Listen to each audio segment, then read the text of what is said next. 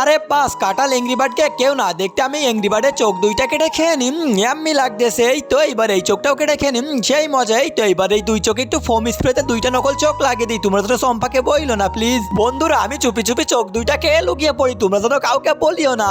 এই তো বন্ধুরা আমিও স্পিনে চলেছি, তারা কেকে চোখ দুইটা এমন লাগতেছে কেন, নিশ্চয়ই রাজু চুরি করে খেয়েছে। আর রাজু কেকে চোখ খেয়েছে, আমি পুরো কেকটাই কেটে খেয়ে নেবো ইয়াম্মি লাগতেছে। এই তো এইবার এর ভিতরে একটু ফোম স্প্রে দিয়ে দিতে হবে। এই তো এবার একটা নকল স্টিকার লাগিয়ে দিই, রাজু এবার মজা বুঝবে।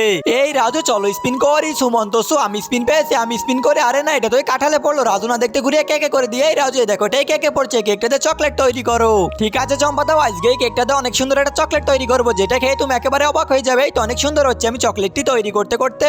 গাইজ তোমরা যদি হিন্দু হয়ে থাকে তাহলে ভিডিওতে একটি লাইক করে দিও, আর যদি মুসলিম হয়ে থাকে তাহলে ভিডিওতে একটি লাইক করে চ্যানেলটিকে সাবস্ক্রাইব করে দিও।